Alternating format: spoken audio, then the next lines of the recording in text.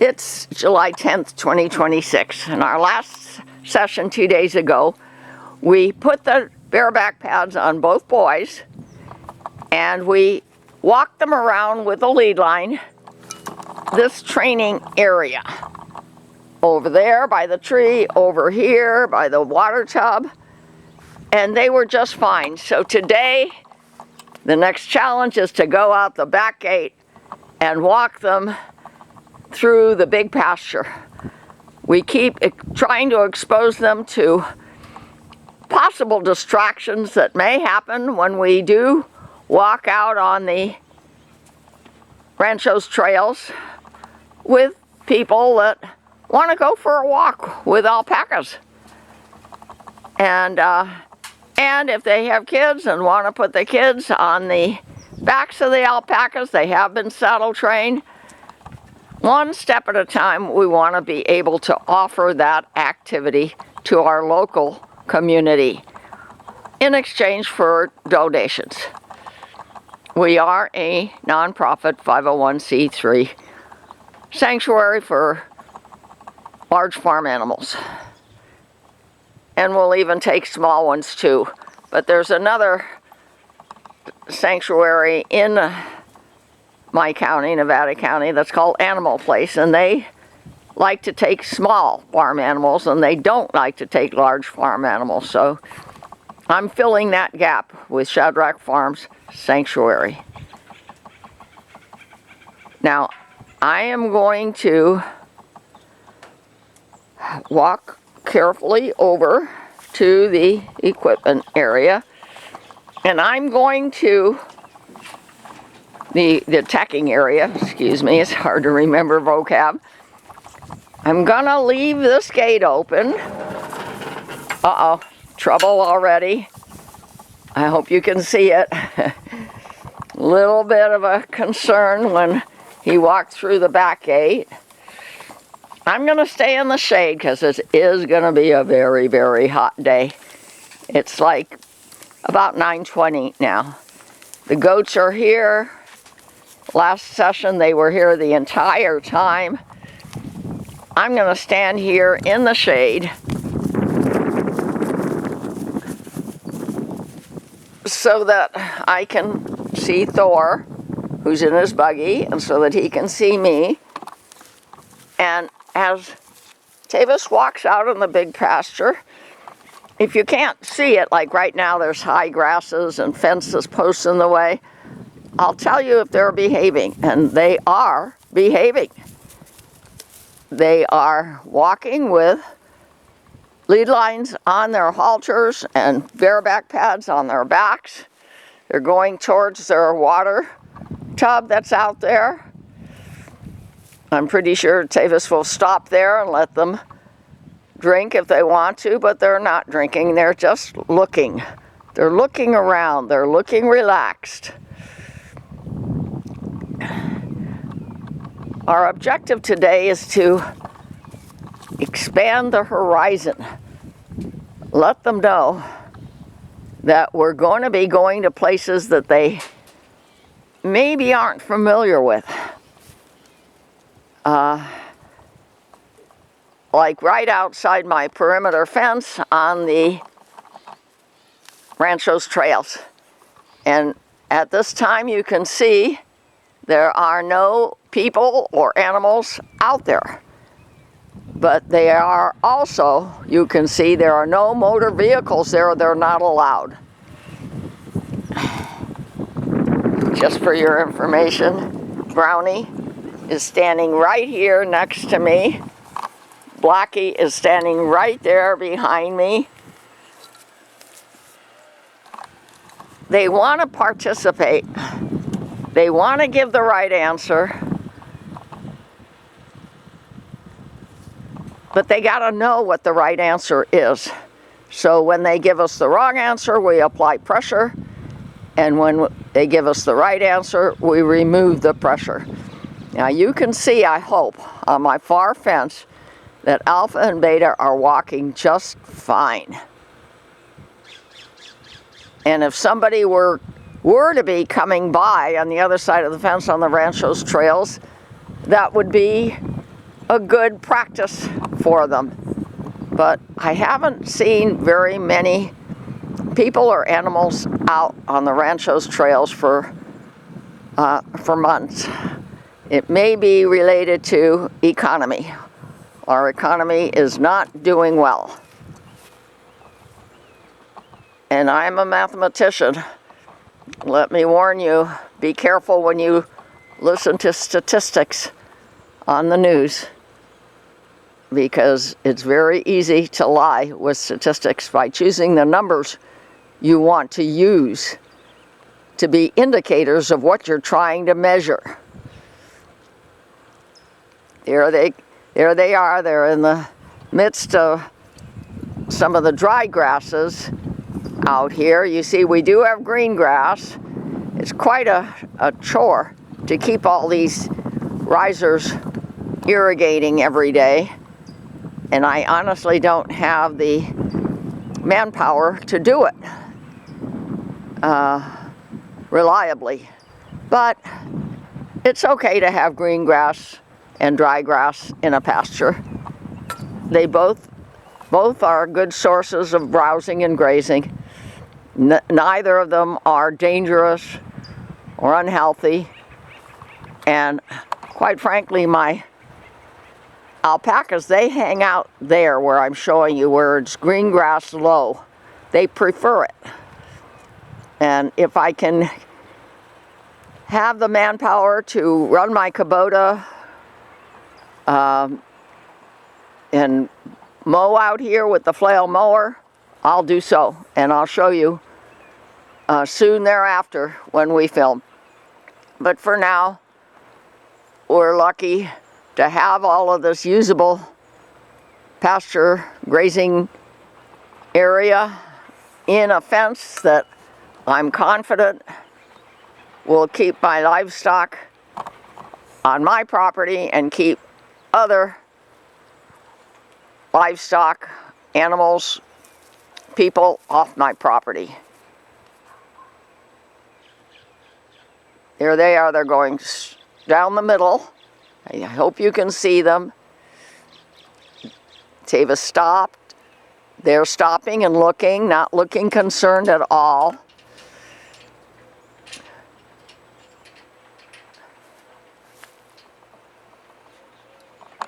They're coming closer now. When I called the county a few weeks ago about this big pasture area, the fellow on the phone said, "Oh, I just see there's a large treeless area. What's your concern?" Well, he didn't know, because it wasn't on his records that I had put up a perimeter fence entirely around my 6-acre ranch farm here, and that I had it irrigated, and that I had it cross-fenced with portable panels. He didn't know that. It wasn't in his records. But I am concerned about what's going on outside my property by the bureaucracy, and especially by PG&E. Most of my neighbors, as a matter of fact, I don't even know a neighbor that does have irrigation on their property. They just let it go dry the entire summer, which is a choice of how to use your money and your efforts and your workers. But when I first bought this property, my first priority was fencing. My next priority was irrigation. Well, they're just doing fine. If we were out there on the ranchos trails, I think they would be just doing fine too. But months ago, when we were out on the ranchos trails, Beta got spooked by something, and he came running back here. So Tavis came back here with Alpha. We opened the gate from the ranchos trails into my ranch, And they both sought refuge right here at home. They didn't want to go anywhere else. So even if they get away from us out there, I'm pretty confident they'll just come back here one way or another. My concern is if we have community members on our walk with us, with children and dogs, etc., my concern is their safety. So the more I can train my alpacas to deal with nature around them, the better will be the safety for anybody who goes out there with us. Did you notice any kind of concern at all out there? No, other than it's kind of hard to walk through the high grass. That's exactly what I was saying on my video. Okay. They don't like the, you see, they hang out where the grasses are short. And I said, we're gonna try to get my tractor back here. Right now it's at my 20-acre ranch. We're gonna try to get it back here this weekend, and within the next few weeks, continue to mow. You know, the yellow grass is good too. I've been watching YouTube videos about pastures and livestock. It's not that it's not good for them to eat or tasty for them to eat. It gives them another source of nutrition. But I have all this irrigation. If we can just keep it green and mowed, we will have green grass everywhere out there in the big pasture, like we have green grass here in our little training area, because it is irrigated properly and it's in the shade part of the day.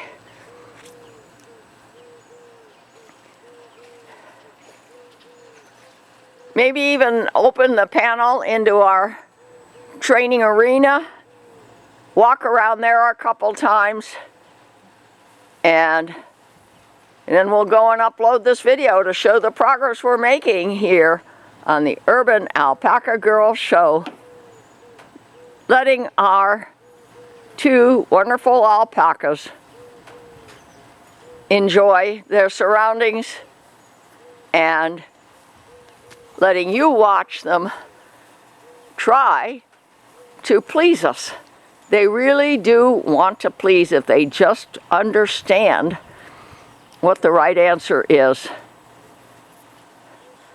I raised and trained 5 Morgan horses and 3 mini cows for ranch horse versatility, and never once did I see any of them buck. Never once did I get bucked off, or was I injured by a naughty horse or cow, because I was very, very careful to make sure that they knew what the right answer was and to give them practice in giving me the right answer. We're going by Thor. Tavis it's a good idea. We're going into our old training area, which is mostly dry grass right now. I've just been hose irrigating it. I don't have an irrigation system installed in it. It will be on the to-do list, I hope, this year. You can see there's only a little bit of green grass to the right side of where Tavis is walking. And the alpacas and the goats, they do get to enter that area at night, and they spend a lot of time in that area at night, even though it doesn't have a lot of green grass. And I have lights and cameras so that I can find them and watch them all night long when I'm awake. And behind that shed, we call that shed 3, you'll see there's a bunch of green grass. We also have a gate to the Rancho's trails off to my right in the corner of that back pasture. And we've been out there. Months ago we were out there. And do you remember, Tavis, when there was a herd of deer out there, and we weren't sure what was going to happen when the boys saw them, but there were no runaway issues. A little bit of resistance from Beta. Okay, he said, okay, okay. Good boy.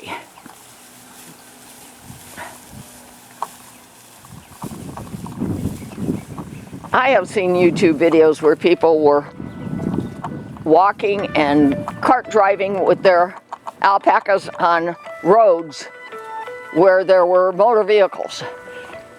And they were doing okay. But quite frankly, I don't want to be out on the roads where there are motor vehicles or on the trails where there are motor vehicles. And that is why I am so happy to have this Rancho 6-acre ranch that is surrounded by trails where no motor vehicles are allowed.